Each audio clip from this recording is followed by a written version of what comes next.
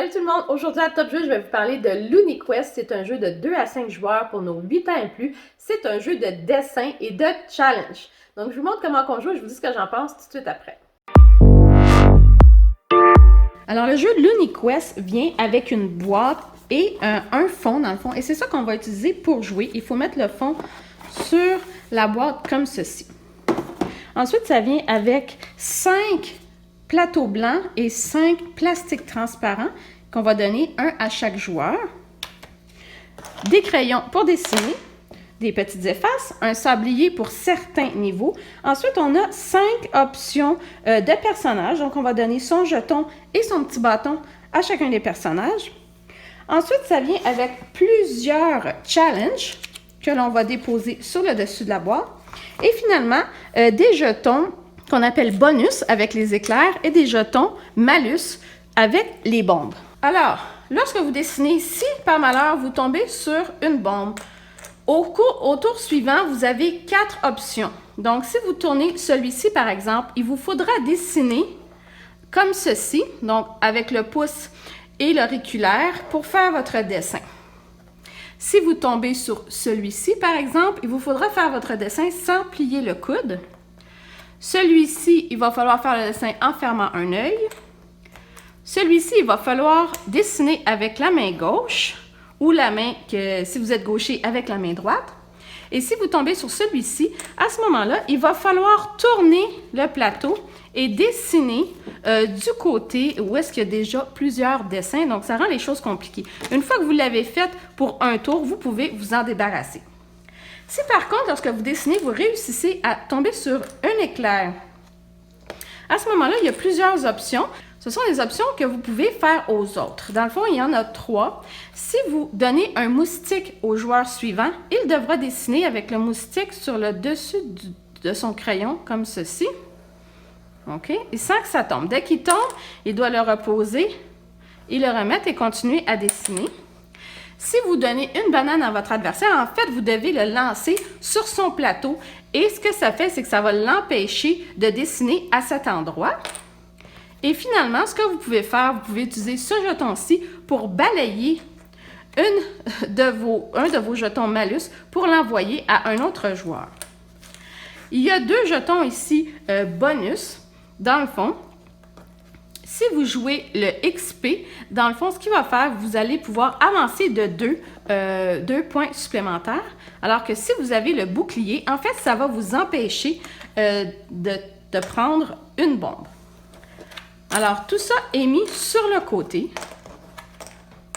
On va chacun donner un plateau à chaque joueur et on va distribuer un jeton à chaque joueur. Et ensuite, ce qu'on va faire, on va prendre le plateau et on va le mettre sur le centre comme ceci.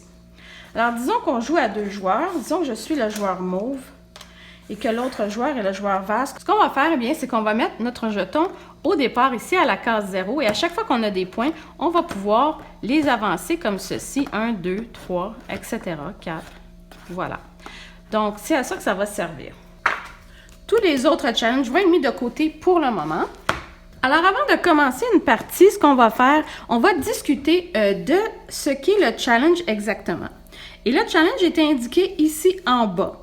Donc, ce que ça veut dire, c'est que si vous réussissez à vous rendre du point de départ au point d'arrivée, vous allez obtenir 3 points.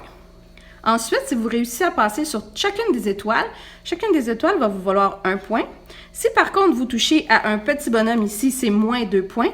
Et chaque bloc ici qui est touché, c'est moins 1 point. Alors là, go, tous les joueurs vont dessiner en même temps et essayer de réaliser les challenges qui sont ici. Et comme vous pouvez voir, on dessine sur la feuille transparente. Alors, il y a certaines règles de dessin. Dans le fond, on n'a pas le droit de faire aucun dessin qui fait une boucle comme ceci. On n'a pas le droit non plus de faire des dessins qui partent comme ça, donc à commencer et partir dans une autre flèche. Donc, il faut faire principalement des dessins continus, une ligne continue. Alors, ce qui va arriver, c'est qu'on fait maintenant qu'on a fait nos dessins, chacun, on va regarder le pointage. Donc, disons qu'on regarde celui-ci, on va le mettre par-dessus. D'abord, il a réussi le premier challenge du début à l'arrivée, ça va lui faire 3 points. Donc, 3 points pour ça. Ensuite, il a touché 1, 2, 3 et 4. Donc, on est rendu à 7. Est-ce qu'il a touché autre chose? Non. Est-ce qu'il a touché des bonhommes ou des blocs? Non. Donc, pour lui, il a 7 points. Alors, c'est à mon tour. On regarde. Alors, j'ai réussi. J'ai 3 points ici. 4, 5, 6. Donc, je suis rendue à 6. Je n'ai pas réussi à toucher ici l'éclair ni les bonhommes. Donc, je suis à 6 points. On a complété le premier challenge. Alors, ce qu'on va faire, on va tourner sur le deuxième challenge. Dans ce cas-ci, il ne faut pas faire une ligne continue. Dans ce cas-ci, il faut encercler les fleurs. Alors, si on réussit, ça va faire 3 points pour chaque fleur. Par contre, si on touche à ces blocs-ci, on va avoir moins 1 point. Il ne faut pas oublier que c'est aussi intéressant d'aller chercher l'éclair. Donc, on efface. Et on y va. On essaie d'encercler. Et ce qui est important, il faut absolument encercler toute la fleur. Si on encercle à l'extérieur, ça ne compte pas. Ceci. Et je vais essayer aussi d'attraper l'éclair pour avoir des points pour le tour d'après. Si on n'est pas content de notre cercle ou notre ligne, on a le droit de l'effacer et de la recommencer. Okay. Alors, 3 points ici. Il a réussi à encercler toute la fleur. 3 points ici. Elle, malheureusement, elle est incomplète et il a réussi ici. Donc, il peut se prendre un petit éclair. Je n'ai pas réussi à encercler correctement cette fleur ni cette fleur. J'ai 3 points ici. Donc, moi, j'avance que de 3. Je suis à 9 et j'ai réussi à attraper un éclair. Une banane. Donc, comme je l'ai expliqué un peu plus tôt, ce que je vais faire, je vais lancer la banane sur le plateau de mon adversaire. Voilà, ça va l'empêcher de faire son dessin pour le prochain tour. Donc, on est rendu au monde 2, niveau 4, par exemple. Alors, le but, c'est de partir du début ici et on peut arrêter n'importe où. C'est ce que veut dire ce signe ici. Ensuite, on essaie d'attraper toutes les pièces. On perd des points pour chaque bloc qui est touché. Par contre, si on réussit à aller attraper la clé et à se rendre ici jusque dans le coin, on va réussir à ouvrir et avoir les 2 points derrière les barreaux. Donc, il y a plusieurs niveaux comme ceci. Par exemple, ici, il faut faire des points. Donc, on va vous montrer celui-là.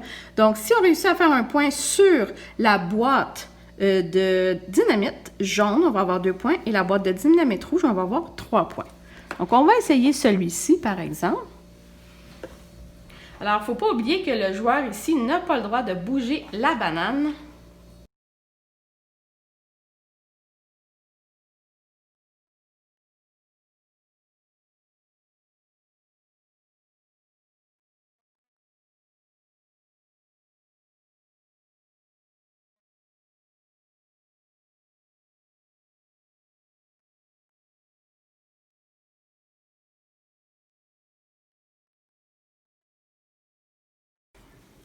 Alors, il y a plusieurs différents niveaux, plusieurs différents challenges. Donc, celui-ci, en fait, ce qu'il nous demande de faire, en plus de mettre le point sur les dynamites, il faut relier ensemble les items que l'on voit ici. Donc, le fort des pingouins aux stalactites qui sont ici.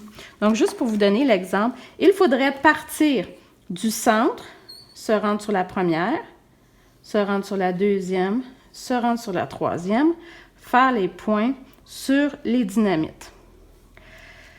Ce que ce challenge dit aussi, c'est que si vous touchez à n'importe lequel des blocs, lorsque vous voyez la tête de mort, vous ne gagnez aucun point. Sauf dans le cas où, par exemple, ici, le joueur a gagné le XP qui lui permet de se débarrasser de toutes les choses négatives, donc que ce soit les bombes ou les trucs négatifs qui étaient sur son plateau. Donc, on pourrait vérifier comme ceci ce que ça donne. Donc, j'aurais des points ici pour tout ce que j'ai identifié. Et en plus, je n'ai touché à aucun bloc. Donc, je suis correcte. Je pourrais faire mes points à ce moment-là. Et on vérifie tous les autres joueurs. Le premier joueur qui se rend à 60 va gagner la partie. Alors, ce que je pense de l'UniQuest, wow, j'ai été impressionnée sur tous les aspects du jeu. Donc, si on commence par la boîte qui est en fait le plateau de jeu où on va mettre nos cartes ici, c'est super bien fait. Le pointage, c'est autour du plateau, donc ça fonctionne très bien. Sauf, évidemment, quand on a deux joueurs qui sont à la même place, à ce moment-là, le petit bâton va tomber entre les deux. Nous, à la fin, on n'a pris que les points sur une feuille de papier et ça a fonctionné aussi. Ensuite de ça, les cartons pour dessiner et le plastique, ça fonctionne super bien. Les crayons sont de bonne qualité, les effaces, donc tout s'efface bien. L'idée derrière le jeu est géniale. Les petites éclairs, là, la banane, le petit moustique, on a eu tellement de plaisir à faire des problèmes aux autres. Et quand nous, on est pris avec les petites bombes à dessiner avec la main gauche ou bien à dessiner le coude sans plier le coude ou bien à dessiner avec le petit doigt et le pouce. Donc, tout ça, c'est des choses qui ont fait que le jeu a amené plus de difficultés, mais aussi beaucoup plus de plaisir. Donc, il y a beaucoup de niveaux. En fait, on voit tous les niveaux qui sont présentés ici à l'intérieur, si on veut les voir d'avance. Je veux vous en montrer 4 qui sont superbes. Si on voit ici le dragon, donc il faut aller encercler en 30 secondes. Pas encercler, il faut aller mettre un point en 30 secondes sur chacun des éléments autour du dragon ici, par exemple. Ensuite, on a un gros monstre rhinocéros. Donc, vous voyez la couleur, tout est magnifique. Nos petits pingouins et puis des choses comme ça électriques. J'ai beaucoup aimé. Chacun des niveaux est différent. Chacun des niveaux apporte quelque chose d'intéressant. C'est sûr que avant de commencer un niveau, quand on joue avec des plus petits et même avec des adultes, il faut prendre le temps d'expliquer le challenge. Dans le fond, qu'est-ce qu'on doit faire, qu'est-ce qui nous fait gagner des points, qu'est-ce qui nous fait perdre des points, parce que c'est pas tous pareil pour chacun des niveaux. Donc, parfois on met un point, parfois on encercle, parfois on fait une ligne du début à la fin, parfois on fait une ligne qui arrête un peu n'importe où.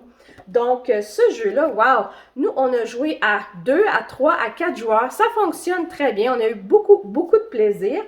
On n'a même pas pu finir l'ensemble du jeu. Donc, quand on a ajouté des joueurs, on a recommencé au début et au niveau 1. Et puis, dans le fond, côté rejouabilité, ça se rejoue très bien parce que même si nous, ça faisait la deuxième fois qu'on jouait et la troisième fois qu'on jouait, on n'est pas forcément meilleur à faire notre petit chemin. Donc, on ne s'est pas rendu encore au niveau 6, mais on le garde. Je vais le garder dans ma bibliothèque, c'est certain. On a beaucoup aimé pour tous les âges. Donc, moi, je vous le recommande grandement, l'UniQuest. Essayez-le. Je vous dis à la prochaine. Bye bye!